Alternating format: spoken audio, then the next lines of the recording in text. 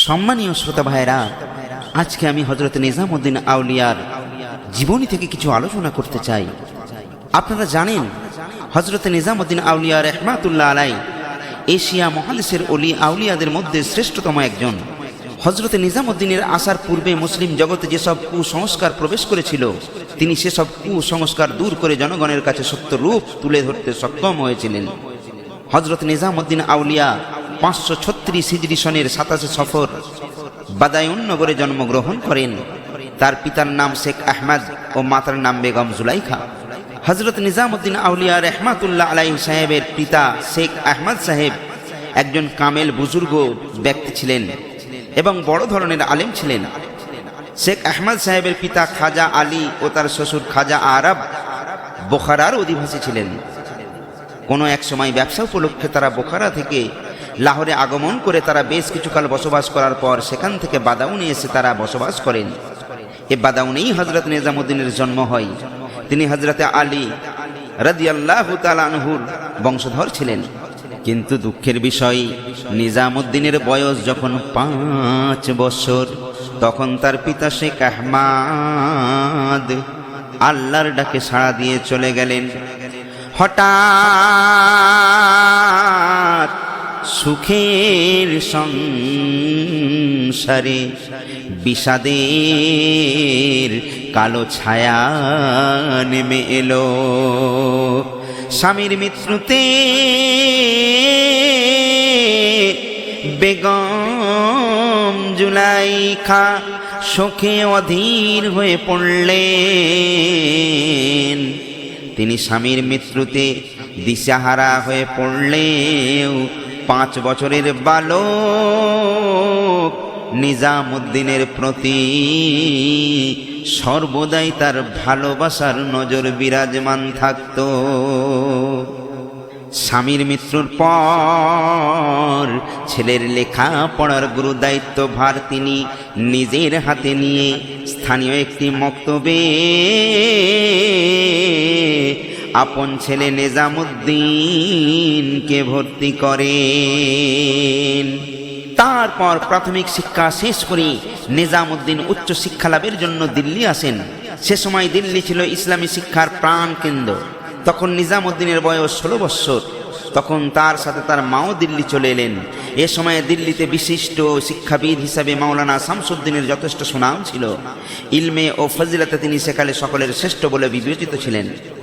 নিজামউদ্দিন দিল্লি পৌঁছে মাওলানা শামসুদ্দিনের দরবারে হাজির হলেন। মাওলানা শামসুদ্দিনের আরও 2জন ছাত্র ছিল, তারাও তার অতি প্রিয় ছিল। কিন্তু তা সত্ত্বেও মাওলানা সাহেব নিজামউদ্দিনকে পেয়ে তাদের চেয়ে বেশি যত্ন ও স্নেহ করতেন। যাই হোক, নিজামউদ্দিন মাওলানা সাহেবের সান্নিধ্যে থেকে আরবি সাহিত্যের পুস্তক মাকামাতে হারিরির 40 অধ্যায় পর্যন্ত পাঠ করেন। তারপর তিনি হাদিস শাস্ত্রে অধ্যয়ন হেতু তৎকালীন দিল্লির বিখ্যাত মুহাদ্দিস মাওলানা কামাল উদ্দিন সাহেবের শরণাপন্ন হলেন। অল্প দিনের মধ্যেই তিনি এ মাওলানা সাহেবের কাছে শিয়া সিত্তা বহু হাদিস গ্রন্থ অধ্যয়ন করলেন। অল্প দিনের মধ্যে নিজামউদ্দিন হাদিস শাস্ত্রে অগাধ পাণ্ডিত্য অর্জন করতে সক্ষম হলেন। তৎকালীন নজিমউদ্দিন মুতাওয়াক্কেল দিল্লির হিলালে তস্তওয়ার মসজিদের নিচে বাস করতেন। তিনি বিখ্যাত ওলি খাজা গঞ্জ সাকার রাহমাতুল্লাহ আলাইহি সাহেবের কনিষ্ঠ ভ্রাতা ছিলেন। এ নজিবউদ্দিনের সাথে নিজামউদ্দিনের খুব ভালো ভাব ছিল। তিনি প্রায় তার কাছে যেতেন ও উভয়ে বিভিন্ন বিষয়ে আলাপ আলোচনা করতেন। খাজা নজিমউদ্দিন নিজেও একজন কামেল বুজুর্গ ছিলেন। তিনি প্রায় শেখ ফরিদউদ্দিন গঞ্জ সাকারের কেরামত ও বুজুর্গের বিষয়ে আলোচনা করতেন। নিজামউদ্দিন তা শুনে গভীর আন্তরিকতার সাথে বুঝবার চেষ্টা করতেন। ক্রমান্বয়ে অবস্থা এমন হলো যে তিনি শেখ ফরিদ গঞ্জ সাকার সাহেবকে এক নজরে দেখার জন্য প্রায় পাগল হয়ে ওঠেন।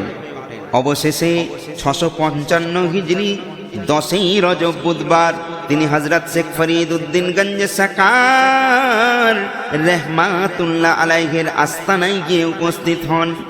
বাবা ফরিদ সাহেব একজন ওলি ছিলেন। তিনি ইলহাম যোগে পূর্বেই নিজামউদ্দিনের সব পরিচয় জেনেছিলেন। এবার স্বয়ং তার দরবারে পেয়ে তিনি তাকে বুকে জড়িয়ে ধরে বলেন, বাবা নিজাম, আমার হায়াত শেষ হয়ে আসছে। বহুদিন পর্যন্ত চিন্তা করেছিলাম হিন্দুস্তানের বেলায়েত কাকে দেওয়া যায়। প্রথমে তোমার দিকে আমার দৃষ্টি যায়নি, কিন্তু একদিন যখন আমি অন্য একজনকে বেলায়েতের দায়িত্ব অর্পণ করতে চিন্তা করছিলাম। তখন অদৃশ্য থেকে কে যেন আমাকে বলল, আরো কিছু অপেক্ষা করো, নিজাম বাদায়ুনিকে তোমার কাছে পাঠানো হয়েছে, অল্প দিনের মধ্যেই সে তোমার দরবারে পৌঁছাবে। বেলায়েতের উপযুক্ত ব্যক্তি একমাত্র সে, তাকেই হিন্দুস্তানের বেলায়েত প্রদান করবে। নিজামুদ্দিন বলে, বাবা, তা নিশ্চয়ই আপনার দয়া। যদি আপনি আমাকে বেলায়েতের উপযুক্ত মনে করেন তাহলে তার দায়িত্ব আমাকে দিতে পারেন। বাবা ফরিদ নিজামের কথাই হেসে উঠলেন। এরপর তখন তার মাথার টুপি খুলে নিজামের মাথায় পরিয়ে দিলেন এবং নিজের জুতা ও খিরকা তাকে দান করে বলেন, আজ থেকে হিন্দুস্তানের বেলায়েতের দায়িত্বভার তোমাকেই অর্পণ করলাম, কাজে লেগে যাও। বেলায়েতের দায়িত্ব বড়ই গুরুত্বপূর্ণ, যা সঠিকভাবে পালন করার জন্য যথেষ্ট প্রস্তুতি দরকার। আজ থেকে তোমাকেই আমি সেই শিক্ষা দান করব। হযরত নিজামুদ্দিন বাবা ফরিদের কাছে ইলমে ও মারিফাতের সবক নিলেন। পীরের কাছে ইলমে মারিফাতের সবক গ্রহণ করে হযরত নিজামুদ্দিন সাহেব নীরব সাধনা আরম্ভ করলেন। তার নিদ্রা, বিশ্রাম, সুখ, আরাম, আয়েশ কিছুই এখন তার মনে নেই, শুধু সাধনা আর সাধনা। কারণ সাধনার মধ্যে দিয়ে মহান আল্লাহর নৈকট্য লাভ তার জীবনের এখন একমাত্র লক্ষ্য। বাবা ফরিদের আরো 3 জন শিষ্য ছিলেন। তারা হলেন মাওলানা বদরুদ্দিন, হিসামউদ্দিন কাকুলি, শায়েখ জামাল উদ্দিন। এরা সকলেই তার দরবারে থেকে ইলমে মারিফাতের সবক গ্রহণ করে তা আয়ত্ত করতেন। এর অতি অল্প দিনের মধ্যেই তিনি তাদের ছাড়িয়ে গেলেন। কামেল বুজুর্গের শিক্ষা ও সাহচর্যে তিনি কামেলিয়াতের দরজায় উন্নতি হলেন। তার কারণ হলো ধ্যানমগ্ন অবস্থায় সাধনা ক্ষেত্রে বিলাস, বাসনা সম্পূর্ণ হারাম। যারা সাধু তারা কখনো পার্থিব সুখ চান না, কারণ পার্থিব সুখ মানুষকে অলস ও পরিশ্রম বিমুখ করে তোলে। বাবা ফরিদের দরবারে থেকে যে কোনো শিষ্য ইলমে মারিফাত হাসিল করেছেন তারা অশেষ কষ্ট ভোগ করে কামিলিয়াত হাসিল করেছিলেন। তাদের খাদ্য ছিল আল্লাহর জিকির, নিদ্রা ছিল ধ্যানমগ্ন অবস্থা। শরীরকে শুধু বাঁচিয়ে রাখার জন্য মাঝে মাঝে তারা খাদ্য গ্রহণ করতেন বটে, কিন্তু এত অল্প যে যা দেখলে অবাক হতে হয়। আবার কখনো কখনো অনেক দিন পর্যন্ত না খেয়ে ইবাদত করতেন। আবার যখন কিছু মিলত তখন সবাই একত্রে বসে আহার করতেন। তারা নিজেরাই নিজেদের গৃহপনার কাজ করতেন। রান্না বান্না হতে আরম্ভ করে যাবতীয় কাজ নিজেরাই করতেন। তারা একজন একটি কাজ করতেন। বলা বাহুল্য মাওলানা বদরুদ্দিন জঙ্গল থেকে লাকড়ি সংগ্রহ করতেন, হিসামউদ্দিন কাকুলি পানি আনতেন, শেখ জামাল উদ্দিন তরি তরকারি সংগ্রহ করতেন এবং নিজামউদ্দিন নিজ হাতে রান্না বান্না করে সকলকে পরিবেশন করতেন। এভাবেই চলত দরবেশদের সংসার। বাবা ফরিদের আস্তানার পাশেই ছিল এক মুদির দোকান। হযরত নিজাম এ দোকান হতে রান্না বান্নার যাবতীয় মাল মশলা খরিদ করতেন। একদিন ঘরে লবণ ছিল না, লবণ ক্রয় করার মতো পয়সাও কারো কাছে ছিল না। নিজামউদ্দিন ভাবলেন, বাকি চাইলে দোকানদার নিশ্চয়ই লবণ দেবেন, যখন পয়সা হাতে আসবে তখন দিয়ে দিবে। এই রূপ ভেবে তিনি তার মুর্শিদের অনুমতি না নিয়ে দোকানদারের কাছে যে 1 পয়সায় লবণ বাকি লয়ে তা দিয়ে রান্না করলেন। এইবারে দেখুন, পীর মুর্শিদ ও অন্যান্য দরবেশগণ যখন আহারে বসলেন তখন তিনি এ তরকারি খেতে সামনে রাখলেন। নিজামউদ্দিন, মাওলানা বদরুদ্দিন, শেখ জামাল উদ্দিন একই পাত্রে আহারে বসলেন, আর হযরত বাবা ফরিদ অন্য এক পাত্রে বসলেন। হযরত নিজাম যে বাকি পয়সায় লবণ এনে তরকারি রান্না করেছেন তা তিনি জানলেন না। কিন্তু এ কি অদ্ভুত কাণ্ড! যখন তিনি পাত্র হতে খাবার তুলে মুখের কাছে নিলেন, অমনি তার হাত অবশ হয়ে এলো। বললেন, এ কি ব্যাপার? এগুলো হতে অপব্যয়ের গন্ধ আসছে কেন? নিজামুদ্দিন শুনে তো অস্থির, লজ্জিত অনুতপ্ত হয়ে বলেন, হুজুর, ঘরে লবণ ছিল না, কেনার মতো পয়সাও কারো কাছে ছিল না, সেজন্য দোকানদারের কাছ থেকে 1 পয়সার লবণ বাকি এনেছি, পয়সা হাতে আসা মাত্রই দিয়ে দেব। বাবা ফরিদ এমন কথা শুনে একটু রাগান্বিত শুনে বলেন, অল্পেতেই তৃপ্তি দরবেশদের প্রধান সম্বল, যা আছে তাতেই খুশি থাকা এবং তার বেশি না চাওয়া তরিকাপন্থীদের প্রধান কর্তব্য। কারণ পার্থিব বস্তু আধিক্য অন্তর থেকে আল্লাহর মহাব্বত দূর করে দেয়। কোনো কিছু ধার করা, ধারে ক্রয় করা তাওয়াক্কালের পরিপন্থী। আল্লাহর প্রতি নির্ভরশীল থাকা তরিকতের একটি গুরুত্বপূর্ণ সবক। এছাড়া মানুষের হায়াত মৌতের বিশ্বাস নেই। আল্লাহ না করুন যদি ধার পরিশোধের পূর্বেই মৃত্যুবরণ করতে হয়, তাহলে উপায় কি হবে একবার কি ভেবেছ? এ ঋণের অপরাধে কাল হাসরের মাঠে কি দশা হবে তা কি ভেবেছ? আল্লাহ তাআলা নেই পরায়ণ, তিনি ঋণ গ্রহণকারীর আমলনামা হতে নেকি উঠিয়ে নিয়ে ঋণদাতাকে দিয়ে দেবেন। এ ধরনের কাজ আর জীবনে কখনো করো না। এ বলে বাবা ফরিদ খাবার না খেয়ে উঠে গেলেন এবং গরিবদের মধ্যে এ খাবার বিলিয়ে দিতে আদেশ করলেন। হযরত নিজামুদ্দিন অবাক হয়ে দাঁড়িয়ে রইলেন, মনে মনে ভীষণ অনুতাপ করে পীরের আদেশ অনুযায়ী সমস্ত খাদ্য গরিবদের মধ্যে বিতরণ করে দিলেন। এ ঘটনার পর নিজামুদ্দিন লজ্জায় ও দুঃখে কেঁদে ফেললেন। সেদিন থেকে তিনি তওবা করলেন যে যতই কঠিন বিপদ আসুক জীবনে, আর তিনি কখনো ধার করবেন না। যে ফকির বা দরবেশ দুনিয়ার মোহ ও জঞ্জাল হতে দূরে রয়েছে, যদিও এ ব্যক্তি বিশেষ কোনো আমল না করে, তবুও তার সামান্য নেক বহু আবেদ মুজাহিদ ব্যক্তির পুণ্য হতে শ্রেষ্ঠ। যে ব্যক্তি ইবাদত বন্দেগী দাবি করে অথচ তার পার্থিব বাসনা এখনো বাকি রয়েছে, সে তার দাবিতে সে মিথ্যুক। যে ব্যক্তি আল্লাহ রাব্বুল আলামিনের দরবারে সব কিছু এঁটে বসবে, সে ব্যক্তির জন্য আল্লাহ পাকের দরজা নিশ্চয়ই খোলা থাকবে। মনে রেখো, দুনিয়ার প্রতি, সংসারের প্রতি উদাসীন হওয়াই তাকওয়া। ভয় এমন এক আগুন যা অন্তরকে আলোকিত করে। আল্লাহর ভয় এক নূরানি আলো, আর প্রেম যেন সে নূরের উপর নূর বিশেষ। যে ব্যক্তি নিজেকে নিয়ে অহংকার করে, তার পক্ষে গুনাহ করা অতি সহজ, কেননা অহংকার গুনাহকে ত্বরান্বিত করে। যে লোকের বুনিয়াদ উৎকৃষ্ট, সে লোকের পরিণাম উৎকৃষ্ট হয়ে থাকে। শরীরের শক্তিকে আয়ত্তে রাখা ও প্রত্যেক শ্বাস প্রশ্বাসকে আল্লাহর স্মরণে মশগুল রাখার নামই ফকিরি বা দরবেশি। এইবারে দেখুন, বাবা ফরিদ নিজামুদ্দিনের এ তওবা ও অনুশোচনার কথা জানতে পেরেছিলেন। একদিন দরবারে আসার পর তিনি তাকে কাছে বসিয়ে স্নেহ শুনে বলেন, বাবা নিজাম, আমি জানি যে সেদিনের ঘটনায় তুমি লজ্জিত ও অনুতপ্ত। আল্লাহ তাআলা তোমার তওবা কবুল করেছেন।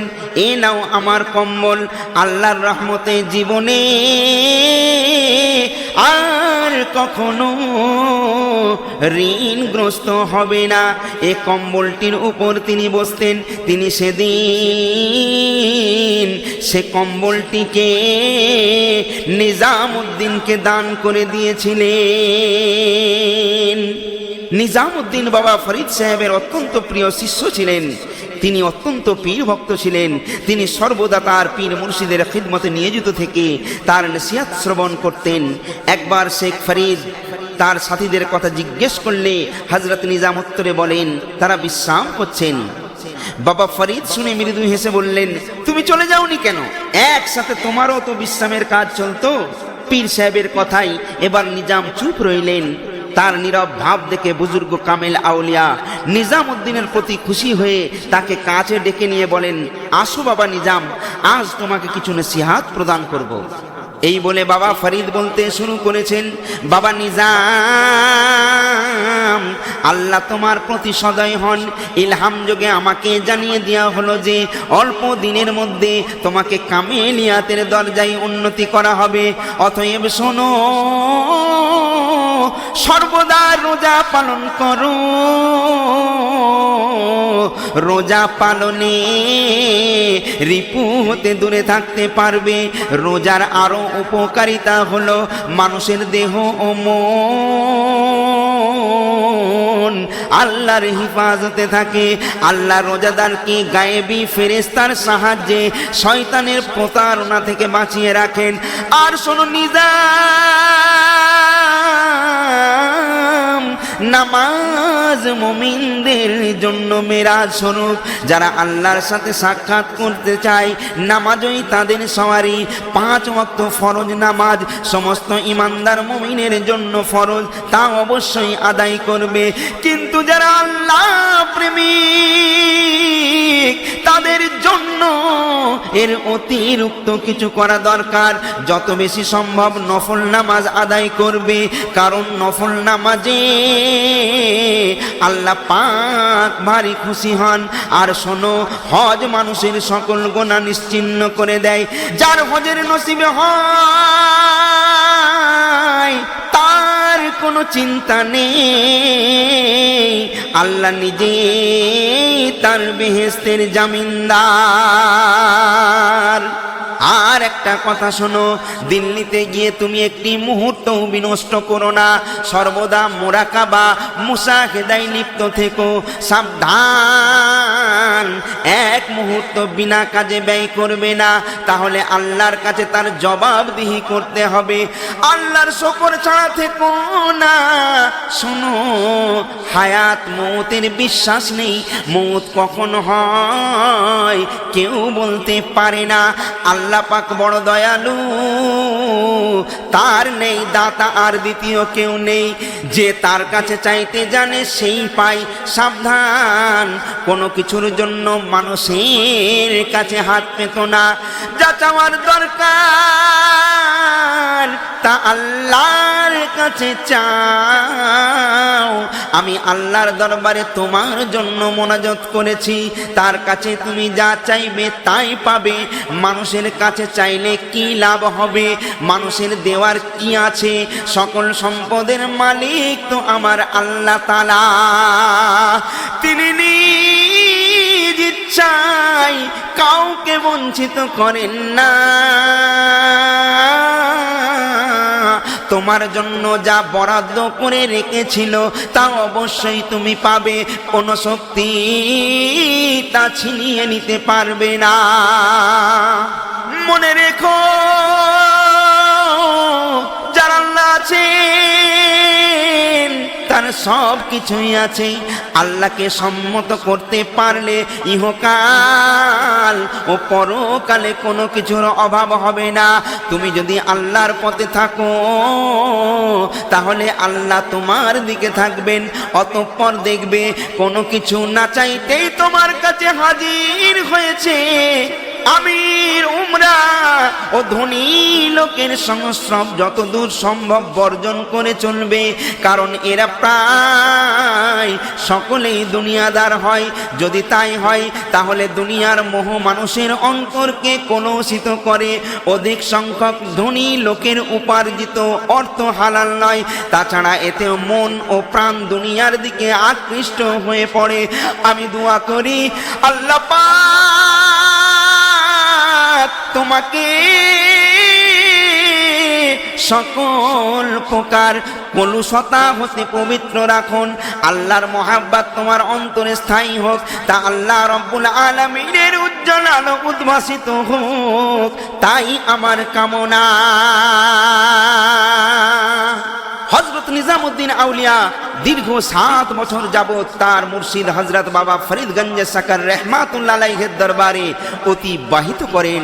এ সুদীর্ঘ সময়ের বেশিরভাগ সময় তিনি নামাজ, জিকির, আজকার, মোরাকাবা, মুসাহিদা, পবিত্র কোরআন পাঠ ও দোয়া দরুদ পাঠ করে কাটাতেন।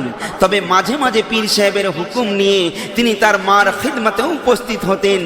মায়ের কাছে অবশ্য তিনি বেশি দিন থাকতেন না, তার মা তাকে তার কাছে বেশি দিন রাখতেন না।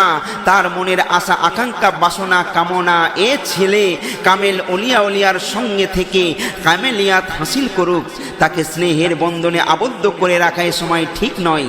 পুণ্যবতী মাতা বেগম জুলাইখা বরং ছেলেকে এ বলে উপদেশ প্রদান করতেন যে বাবা, তুমি তোমার পীর মুর্শিদের আদেশ উপদেশ মেনে চলো, তার উপদেশ ব্যতীত এক পাও এদিক সেদিক হইও না। হযরত নিজামুদ্দিন আম্মা জানের এই উপদেশ শুনে বলতেন, আম্মা আপনি খাস দিনে আল্লাহ রব্বুল আলামিনের কাছে আমার জন্য দোয়া করুন, যাতে আমি আল্লাহর নৈকট্য লাভে সক্ষম হই। নিজে সৎ হয়ে অন্যকে সৎ করতে চেষ্টা করা উচিত। নিজে সংশোধন না হয়ে অন্যকে সংশোধন করতে যাওয়া আল্লাহর সাথে নাফরমানির শামিল। কারো সামনে ভালো বলে পিছনে বদনাম করার চেয়ে জঘন্য পাপ আর কি হতে পারে? একে মুনাফিক বলে। মুনাফিকদের জন্য কঠোর শাস্তির ব্যবস্থা রয়েছে। যে ব্যক্তি সত্য কথা বলতে অস্বীকার করে সে বোবা শয়তান। যে ব্যক্তি আশা মনে পোষণ করে যে মানব সমাজে তার পরিচয় জানাজানি হোক, তাহলে এ ব্যক্তি পরকালের স্বাদ গ্রহণ করতে পারবে না। যে দরবেশ নিজের স্বার্থ সিদ্ধির জন্য রাজা, বাদশাহ, আমির উমরাদের সান্নিধ্য খোঁজ করে, সে ফকির বা দরবেশ আখেরাতে মুক্তি পাবে না। যে ব্যক্তি হারাম মালামাল থেকে দান খায়রাত করে, সে ব্যক্তি যেন অপবিত্র কাপড় জামা রক্ত দিয়ে ধুয়ে পবিত্র করতে চায়। যে পর্যন্ত মানুষ নিজেদের স্বার্থকে ধর্মের উপর স্থান না দিবে, সে পর্যন্ত সে পূর্ণতা লাভ করতে পারে না। দুনিয়ার মহব্বত আত্মা থেকে দূর করে দাও, কেননা এই অবস্থায় যদি তুমি সেজদা করো তাহলে তা দুনিয়াকেই করা হবে। অন্যকে ধোঁকা দেওয়া সহজ, মানুষ নিজেরই হুঁশিয়ার থাকা উচিত যে সে যেন নিজে ধোঁকা না খায়। দুনিয়াকে সালাম করো, কিন্তু দুনিয়ার থেকে সালামের আশা করো না। পূর্বেই বলেছি যে পীর বাবা ফরিদ ইলহাম যোগে যখন জানতে পারলেন যে তার প্রিয় শিষ্য নিজামুদ্দিন কামেলিয়াত লাভ করেছেন, তখন তিনি ভাবলেন আর তাকে তার আস্তানায় আটকে রাখা যুক্তিসঙ্গত নয়, উচিত নয়। তাকে খেলাফত দান করে দিনে ইলাহির কাজে পাঠাতে হবে। এতে তিনি আনন্দিত হলেন। কিন্তু অন্যদিকে আবার তার মন প্রাণ ভারাক্রান্ত হয়ে গেল, কারণ দীর্ঘ 7 বছর যাবৎ যে শিষ্যকে তিনি তালিম দিয়েছেন, যার ব্যবহারে কাজকর্মে তিনি সন্তুষ্ট হয়েছেন, হাতে গড়া প্রিয় শিষ্যকে বিদায় দিতে তার মন কেঁদে উঠল। তবুও বিদায় দিতেই হবে, নচেত আল্লাহ নাখোশ হবেন। এ কথা ভেবে তিনি তাকে বিদায়ের বেলা কাছে ডেকে বলেন, বাবা নিজাম, আমার ইচ্ছা থাকা সত্ত্বেও তোমাকে আর আমি আমার কাছে রাখতে পারছি না। তোমাকে আল্লাহর দ্বীনের কাজে ছেড়ে দিতেই হবে। তুমি কামেলিয়াত লাভ করেছো, আল্লাহ তোমার প্রতি খুশি হয়েছেন। এখন তোমাকে তাবলীগে দ্বীনের কাজের দায়িত্ব না দিলে আল্লাহ তাআলা আমার প্রতি বেজার হবেন। আল্লাহ মানুষের সামনে 2টি জিনিস রেখে দিয়েছেন, একটি দিন আর অপরটি হলো দুনিয়া। আমার অভিপ্রায় তুমি দিনের পথ ধরো। মানুষ না বুঝে না জেনে দিনের পথ ভুলে দুনিয়াকে আঁকড়ে ধরে আর শয়তানের প্রলোভনে পড়ে জাহান্নামী হয়। এসব লোককে বুঝিয়ে আল্লাহ পবিত্র দিনে আনার জন্য চেষ্টা করবে।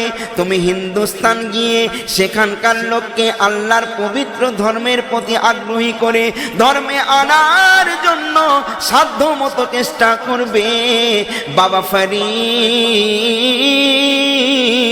ও উপস্থিত দরবেশ বৃন্দের সম্মুখে ঘোষণা করেন যে তোমরা সকলে শোনো, আজ আমি নিজামুদ্দিনকে হিন্দুস্তানের বেলায় দান করলাম। বেলায়েত প্রাপ্তির কথা শুনে হযরত নিজামের অন্তর দুলে উঠল। তিনি কাঁদতে শুরু করলেন। এটা দেখে বাবা ফরিদ তাকে সান্ত্বনার বাণী উচ্চারণ করে বলেন, বাবা নিজাম, ভয়ের কোনো কারণ নেই, তুমি কোনো চিন্তা করো না, সব সময় আল্লাহকে স্মরণ করো এবং তার উপর ভরসা করে চলো, তাহলে দেখবে তিনি তোমাকে সাহায্য করেছেন। এরপর তিনি স্নেহের সাথে তার মাথার পাগড়ি তার পীর হযরত কুতুবউদ্দিন বখতিয়ারে কাকি প্রদত্ত যে পাগড়ি নিজে পেয়েছিলেন, নিজের মাথায় ছিল, সেই মাথা হতে সেই পাগড়ি খুলে নিজামকে পরিয়ে দিলেন এবং তার পীরের দেওয়া খেরকা ও লাঠিটাও দান করে দিলেন। এসব কিছু দান করার পর বাবা ফরিদ নিজামুদ্দিনকে 2 রাকাত শুকরানা নামাজ আদায় করতে বলেন। হযরত নিজাম সাথে সাথে আদায় করেন। এরপর তিনি তাকে কিবলামুখী করে দাঁড় করালেন। তার হাত ধরে আকাশের দিকে ইশারা করে বলেন, হে আল্লাহ রাব্বুল আলামিন, আমি নিজামুদ্দিনকে তোমার হাতে সুফে দিলাম, তুমি তার রক্ষণাবেক্ষণ করো এবং কাজে তাকে সাহায্য করো। হযরত নিজামুদ্দিন খিলাফত প্রাপ্তির পর মাত্র 2 দিন তার পীরের দরবারে ছিলেন। বিদায়কালে পীর সাহেব তাকে ডেকে বললেন, নিজাম, আল্লাহ তার প্রিয় খাদেমগণকে 3টি বচন দান করে থাকেন, ইলম, আকিল বা জ্ঞান, ইশক বা আল্লাহর প্রেম। সাধারণ লোক এ বস্তু 3টি একযোগে পায় না। এটা আল্লাহর এক বিশেষ নিয়ামত, বই আর কিছু নয়। আল্লাহ তাআলা কিন্তু তোমাকে একযোগে নিয়ামত দান করেছেন। এর যথার্থ মর্যাদা করা তোমার বিশেষ কর্তব্য। জীবনে চলার পথে বাধা থাকেই, তুমি কারো অনিষ্ট না করলেও তোমার শত্রু হবে, কিন্তু তাদের প্রতি বৈরী ভাব পোষণ না করে সরল মধুর ব্যবহার দিয়ে পথে আনতে চেষ্টা করবে। আমাদের রাসূলুল্লাহ সাল্লাল্লাহু আলাইহি ওয়াসাল্লামের কথা একবার চিন্তা করো। কাফেররা তাকে কত নির্যাতন করলো, তবুও তিনি তাদের প্রতি অভিশাপ বর্ষণ করেননি। হাসি মুখে সব অপরাধ ক্ষমা করে দিয়েছিলেন। বাবা নিজাম, যখন দেখবে দিন ও দুনিয়ার কাজ একসাথে তোমার সামনে, তখন দিনের কাজ আগে করবে। আল্লাহর সৃষ্ট জীবকে ভালোবাসো, তারা তোমার সাথে দুর্ব্যবহার কি রুষ্ট ব্যবহার করলেও তাদের ক্ষতি করো না, বরং মনে করো তারা নির্বোধ, তাদের সব সময় ক্ষমার চোখে দেখো। মনে রেখো, জনসেবা তরিকার একটি অঙ্গ। জনগণের সেবা ব্যতীত তরিকার কোনো মূল্য নেই, কিন্তু জনগণকে ভালো না বাসলে তুমি জনসেবা করতে পারবে না। বাবা নিজাম দুনিয়ার মোহ মায়া বড়ই মারাত্মক, এটা আত্মার শক্তিকে ধ্বংস করে দেয়। তোমার জীবনে হয়তো এমন সুযোগ আসবে, দুনিয়ার রাশি রাশি ধন সম্পদ তোমার কাছে আশ্রয় লাভের মিনতি জানাবে। দুনিয়ার সব সম্পদের লোভে নিজেকে বিলিয়ে দিয়ে সমূলে ধ্বংস হয়েও না। যদিও হও তাহলে তোমার জীবনের আশা আকাঙ্ক্ষা ধূলিসাৎ হয়ে যাবে। তার জন্য পীর মুর্শিদ দায়ী নয়, তোমার অপকর্মের জন্য তুমি দায়ী হবে। আর বাবা শোনো, শয়তানের ধোঁকা হতে সাবধান থেকো। শয়তান নানা বেশে মানুষকে ধোঁকা দিতে তৎপর হয়। সে কখন সম্পদের বেশে আসে, আবার কখনো পদমর্যাদার বেশে আসে, কখনো নারীর বেশে আসে, আবার কখনো দরবেশের বেশে এসে সরল প্রাণ মানুষকে ধোঁকা দেয় ও তার পথে টেনে নেয়।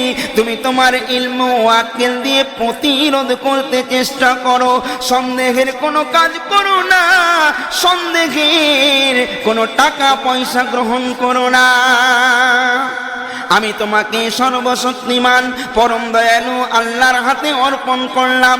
সকল প্রকার কাজে তিনি তোমাকে সাহায্য করবেন, বিপদ আপদ হতে পরিত্রাণ করবেন। তুমি আমার কাছ থেকে বিদায়ের পর প্রথমে হাসি যাবে, সে স্থানে গিয়ে জামাল উদ্দিনকে তোমার খেলাফতের সংবাদ দিবে। তারপর দিল্লি পৌঁছে নজিমুদ্দিন মোতাআক্কেলকেও এ সংবাদ দিতে ভুলবে না। পূর্বেই বলেছি, খেলাফত পাওয়ার মাত্র 2 দিন পর হযরত নিজাম পীরের দরবার ত্যাগ করে চলে যান।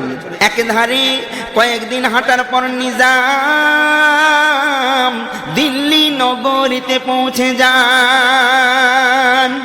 দিল্লিতে তার এক ধার্মিক আত্মীয় বাস করতেন। হযরত নিজাম প্রথমে গিয়ে তার আতিথ্য গ্রহণ করলেন। এই আত্মীয়র কাছ থেকে কিছুদিন পূর্বে তিনি একটি বই পড়বার জন্য ধার নিয়েছিলেন। বইটি অবশ্য হাতের লেখা ছিল, এতে কিন্তু বহু মূল্যবান তথ্য উপদেশ লিপিবদ্ধ ছিল। এটি হযরত নিজামউদ্দিনের খুব ভালো লেগেছিল। তিনি তা বারবার পড়তে পড়তে তা মুখস্থ করে ফেলেছিলেন। কিন্তু হঠাৎ হযরত নিজাম বইটি হারিয়ে ফেলেন। তিনি এর জন্য তার আত্মীয়র কাছে খুবই লজ্জিত হন, কারণ এই কিতাবটি তার আত্মীয়কে ফেরত দেওয়ার কথা ছিল। অগত্যা তিনি তার আত্মীয়কে প্রকৃত ঘটনা খুলে বলে এটাও বললেন যে যদি তিনি বলেন তাহলে নিজ হাতে লিখে সে কিতাবটি তৈরি করে দিতে পারেন। তার আত্মীয় শুনে বললেন না, তিনি এ কিতাবের দাবি করেন না, যা গিয়েছে তার দাবি করে লাভ নেই, আর তার মূল্যবান সময় নষ্ট করে লিখে নিজেও তিনি সম্মত নন। দিল্লি পৌঁছে হযরত নিজাম শহরের কেন্দ্রস্থলে তার আস্তানা তৈরি করলেন। তার বিলায়াত প্রাপ্তির সংবাদ সাথে সাথে বিভিন্ন দিকে ছড়িয়ে পড়ল। আস্তানা তৈরির সাথে সাথে বিভিন্ন দিক থেকে লোকজন এসে ভিড় জমাতে শুরু করলো। দিন ও রাত্রির অধিকাংশ সময় লোকজনদের বিদায় করে তিনি গভীর রাতে নামাজ ও পবিত্র কোরআন শরীফ পাঠে মনোনিবেশ করতেন। এইবারে তার পীরের আদেশ মোতাবেক তিনি কোরআন পাক মুখস্থ করতে শুরু করলেন। কোরআন পাক মুখস্থ করলে যে নির্জনতার প্রয়োজন, কিন্তু লোকের ভিড়ে তিনি তা সুবিধা মতো করতে পারছেন না। ক্রমে লোকের ভিড় বাড়তে শুরু করে। তাছাড়া তার মধুর বাণী যে একবার শ্রবণ করেছে, সে আরো 10 জনকে নিয়ে এসে ভিড় জমাতে শুরু করেছে। হযরত নিজাম মহা অসুবিধায় পড়লেন। একদিকে মানুষের মায়াও ছাড়তে পারেন না, অন্যদিকে আল্লাহর ইবাদত বান্দেগিতে ব্যাঘাত ঘটে। এই অবস্থায় তিনি নিজেকে অসহায় ভাবতে লাগলেন।